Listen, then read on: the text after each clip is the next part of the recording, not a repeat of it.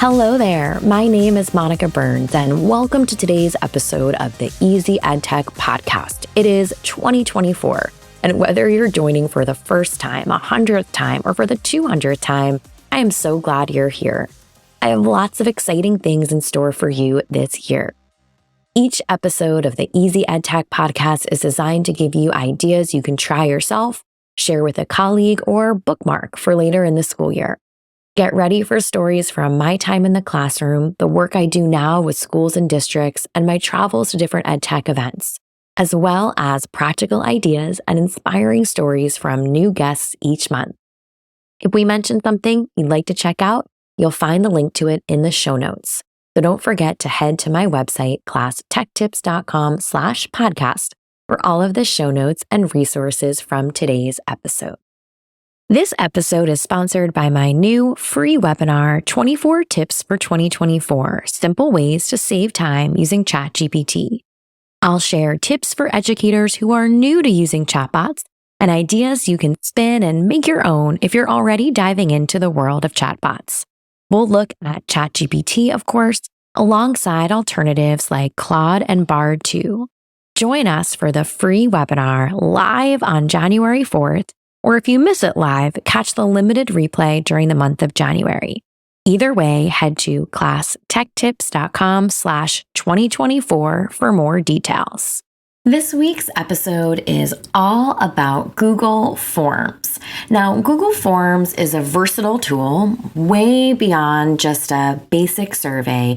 And if you've spent some time on my blog, Class Tech Tips, before, or listened to any other episodes of my Easy EdTech podcast, you know how much I love them. They come up all the time. Now, you might have used Google Form if you've ever requested resources from one of my workshops. I just came back from the FETC conference, and this was a conference where I used a Google form to make it easy for people who were there or who weren't there to request resources. And so there's just a lot of ways that you can use it, whether it's quizzes or feedback forms.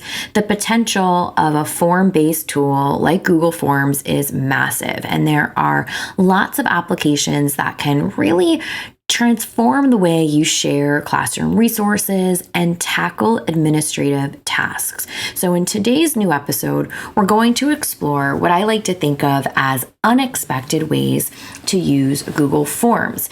These are ones that can save you time, enhance learning experiences for students, streamline different processes that you have during the day, and hopefully make the things that you're working on more efficient and engaging. If you are not a Google Forms person, maybe you're using Microsoft Form or JotForm or another form-based tool, this episode is for you too. There's a lot of things that you can do with other form-based tools. I'm using Google Forms as a primary example, but feel free to substitute that where needed for most of what we talk about today. So let's get into this list of ways to use Google Forms that may be unexpected or not our normal way of thinking of using this form-based tool. First up is for a student interest survey. Now, this episode will go live for you in February, even though I'm technically recording it right at the end of January. So a student interest survey is something we think of at the beginning of the school year often, or the beginning of a new semester or new course. But any time of year is a great time to check in with students and see what they are interested and excited about. You can use a form to learn about what kids are interested in learning outside of the classroom, like their favorite sports or what they're watching or what they're listening to. You can learn about things that they identify as their strengths or areas that they know that they have high confidence or excel at, or even things like their preference in consuming different resources, like maybe they love podcasts or they appreciate YouTube videos to review materials. So this information can guide your teaching strategies and your classroom activities. So first on the list is a student interest survey. Next up is to use a form as a do now or check-in. So you can start each day with a check-in form where students can share their feelings or concerns, helping you get a quick read of the room and gauge the classroom mood. Because as soon as students hit submit, you can see all of their results. You can get a feel in a very quick amount of time for where everyone is at. You might combine this with a more traditional do now activity that also helps keep track of attendance, really up to you. Now, you could use the same form every day and have kids just submit that update every morning or the beginning of each class period.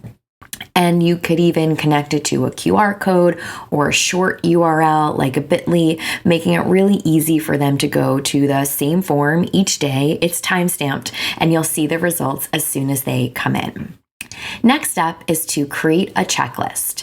And I love sharing ways to use tools in unexpected ways. And one of my favorite tips is to create a checklist with Google Forms.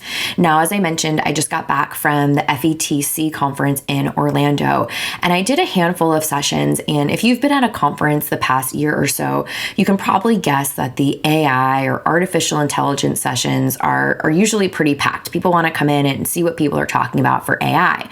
And I did a couple of those sessions in Florida a few weeks ago, but I also did one of my favorite conference presentations, which is on formative assessment strategies. And part of me was a little concerned, like, is anyone going to come to this? Does everyone just care about AI this year? But it was actually a packed session, and it really reinforced for me this idea that people are still thinking about things other than AI, which of course was great to have that like visual reminder right in front of me.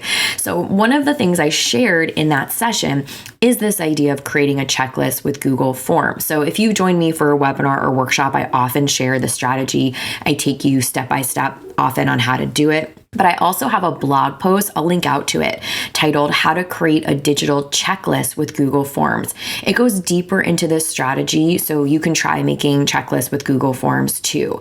And this is something I did as a classroom teacher before we went one-to-one with devices in my classroom. I had a device where I was creating Google Forms and using it as a way to track information. So one of my favorite all-time strategies for using Google Forms.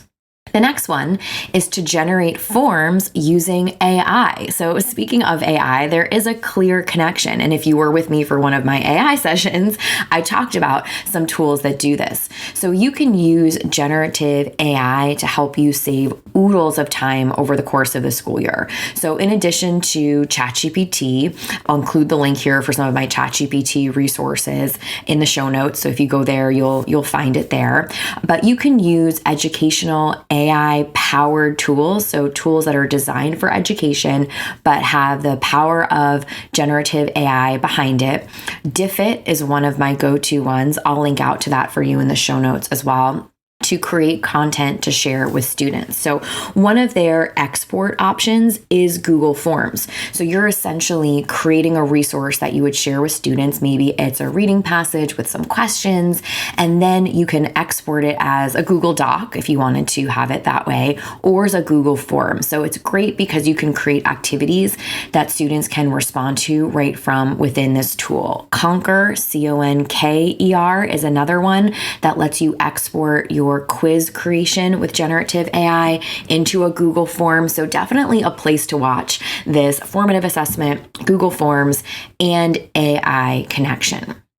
So far on our list, we have a student interest survey, a do now check-in, create a checklist, and generate forms using AI. I've got a couple more for you before we finish up. Next up is a virtual suggestion box. So you can encourage students to share ideas, maybe a suggestion for a class read aloud through a Google form. This is a great quick way to get some valuable insights and really foster a more inclusive, supportive classroom atmosphere where everyone knows that they can submit requests or suggestions through that form. The next tip or unexpected way to use Google Forms is through QR codes. So you can link really any Google form you create to a QR code so someone can scan it, open it up, on their mobile device. You can find a link in today's show notes to a blog post that takes you step by step through this on how to make your own QR codes and then link them to a Google form, especially now that community members, family members, in addition to students, are more familiar and comfortable with scanning QR codes than they might have been a decade ago. This is a great option. Next up, we have a classroom inventory tracker.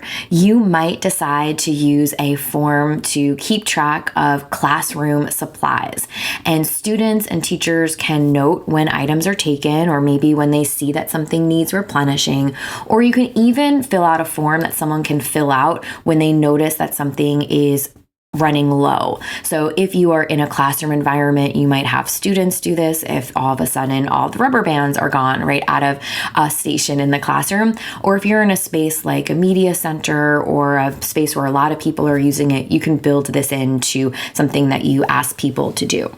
Next step is to use audio responses inside of Google Forms. Now, there's a company called Mote, M-O-T-E. I've done some partnership work with them in the past, and they've got a great Chrome extension. You can install it so that anyone who is responding to your Google form has the option to respond with audio. Great way to make things more accessible to different students, right? Giving them more ways to respond, or for you even just to have in your back pocket if you're filling out forms on a regular basis for a part of your role. You can also use Google Forms to collect payments. That's next on our list. I did a post in partnership with the team at Payable last year on the blog. And this is a tool that lets you connect Google Forms to a payment platform. So if you use Google Forms for registration for after-school activities or special events, this could absolutely come in handy and is not a way we typically think of using Google Forms. So that's why I added it to this unexpected list. Now, I've got two more for you to add to our list before we finish up. And the next one is classroom job applications. If you have roles in your classroom or in a club or extracurricular activity, you can create a form to introduce to students as a fun way for them to apply for classroom responsibilities. This can teach them about job applications, of course, but also responsibilities and making commitment in a practical and engaging manner. Now, the last way to use a Google form on our list today is for field trip planning. And I mentioned earlier that I've been doing a lot of sessions around AI, instructional planning, saving time. And one of my favorite things to model is how to use a chatbot like ChatGPT to make a template for a reminder for a field trip. It's one of the go-tos that I've been modeling this year. But if you want to keep that process of field trip planning simple, you might also bring a Google form into the equation. So you can simplify how you're organizing field trips by using forms to collect volunteer requests, meal choices, or gathering information you're going to need for a particular trip. This can make the planning process more streamlined, help you collect responses all in one place, so that if you are running a special event, you can absolutely stay organized too.